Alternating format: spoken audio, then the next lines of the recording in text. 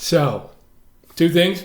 One, it's been a minute since I posted anything on this channel. And two, kind of rebranded a little bit. Changed the name of this channel from Faith Lifestyle Movement to just my name. One, because I'm just tired of trying to explain to people where to find any of my social media stuff.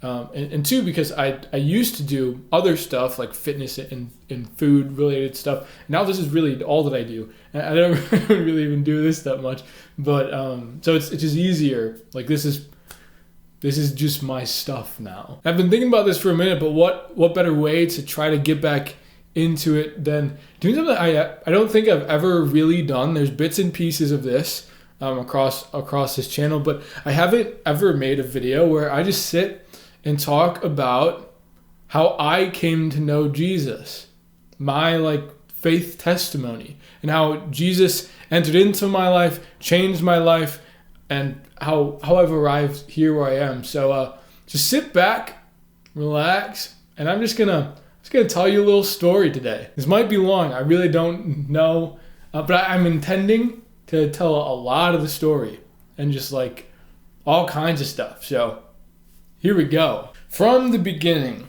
I grew up in a family where my parents were Catholic, so I grew up in the Catholic Church. We went to Mass on Sundays regularly, pretty much every Sunday, and I went to a Catholic grade school growing up. But it wasn't really something that we talked about a ton growing up as kids. We didn't really pray together a ton as a family outside of just simple prayer before meals. But it was something that was under the surface my entire life. And I never really was at least as far as I can remember from my own experience in my own head, being a kid who was just really into the faith. I remember religion classes in grade school, middle school. I was never the first one to pipe up about answering any of the questions. I never found Mass to be particularly inspiring. I was never super devout in prayer as far as I can remember in grade school days. But it was something that was at least family background, family culture, under the surface, and something that I had in my Catholic grade school that I grew up going to. And if there was anything that was really the most important stuff of my life, especially once I got into middle school, started defining my personality, started to have a little bit of ambition and enjoyed things intentionally, it was sports all the way. Nothing compared. Once I got in middle school and onward into high school, it was sports was the focus. My dream always was to be a professional athlete, and there was no ifs, ands, or buts about it. I was gonna do it, and I was super committed to sports were my thing for sure in middle school and transitioning into high school. But transitioning to high school was definitely tricky for me. I went from Catholic middle school with a class of 50 to a public high school with a class of 500. And I didn't know very many people. There's only 3 or 4 other people that I went to middle school with who went to the same high school as me. So I was very small fish in very big pond and did not know how to swim in the public high school.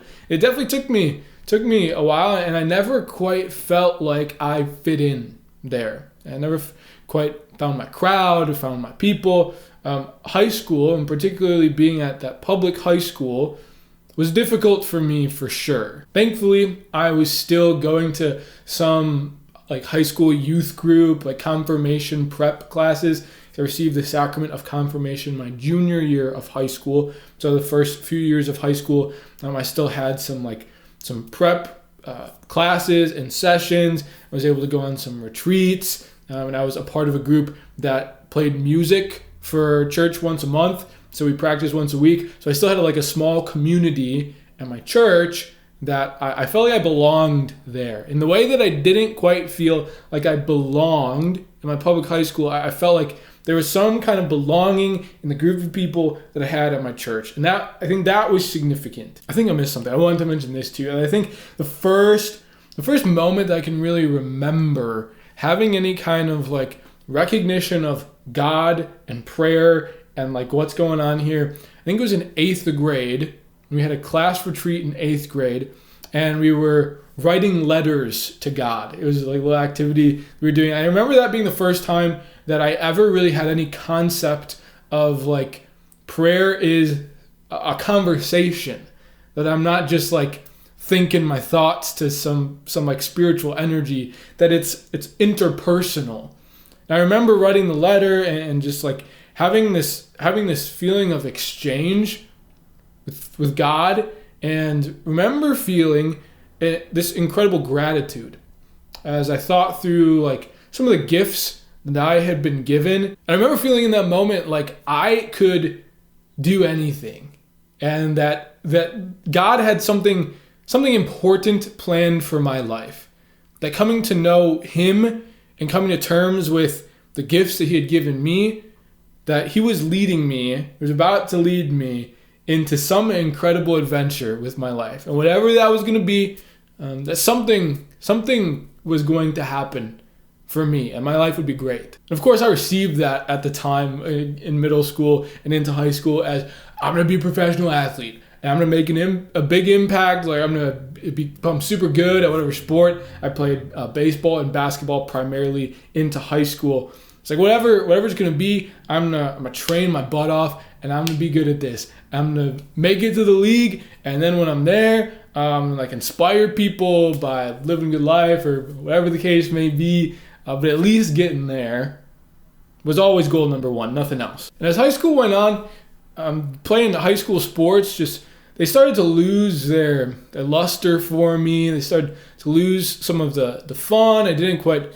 feel like I belonged on some of the teams, and some of the just like once you get further along in sports, it just doesn't become as fun anymore, and it starts to become like there's a lot of just stuff that goes into it, and hearing from coaches, and sometimes the experience can get ruined, and that's kind of what happened to me as I went into high school. But what also happened in high school is that I made this kind of transition. While I was playing sports, I was introduced to fitness and lifting weights, and I fell in love with it instantly. Just this feeling of like becoming a better version of yourself. Every time you go into the gym, you're always trying to push for something better than you were yesterday. And I love that feeling. I love this feeling. There's something like deep inside of me of what is the way that I can live, that I can always pursue something better. I can always be improving, trying to find what is the best possible version of myself. And as like sports started to lose some of their interest for me, I started getting more and more into fitness and lifting weights and kind of whatever this was about pursuing the best possible version of yourself in like my physical health and setting goals and accomplishing them fitness-wise and lifting weights.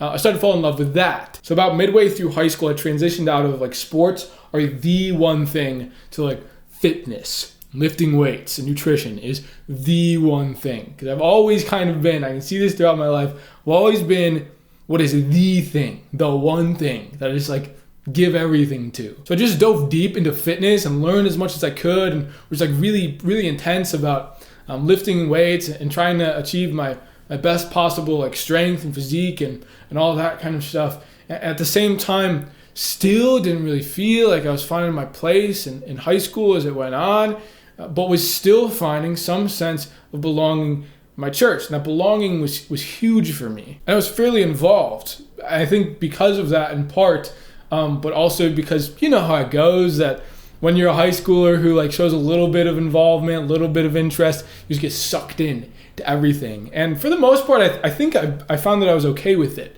throughout high school. One thing that I remember that probably made a bigger impact on me than I usually acknowledge is that during my 4 years of high school, we did a living reenactment of Jesus' passion, a living Stations of the Cross. And for all 4 years of high school at my church, I played Jesus. So I carried the cross and I stretched my arms out every Good Friday for 4 years. And I remember kind of the first year, it wasn't all that, but by the end, it became much more profound. Because by my junior year of high school was when things definitely started to get more real for my faith. As I was approaching getting the sacrament of confirmation, I remember, and probably my biggest come to Jesus kind of moment that I can recall, is beginning my junior year of high school, I went to this youth rally day where there was probably like close to 1,000 other high school age teens There's a big Catholic Youth Day. And there were great speakers, and there was Mass and confession and Eucharistic adoration, which I've talked about so much on this channel. And I think I have a video talking specifically about this. But the moment, and I think it was the first time I can ever recall praying in Eucharistic adoration, looking up at the altar and seeing in the monstrance, the Blessed Sacrament, the Eucharist, and that's just us praying.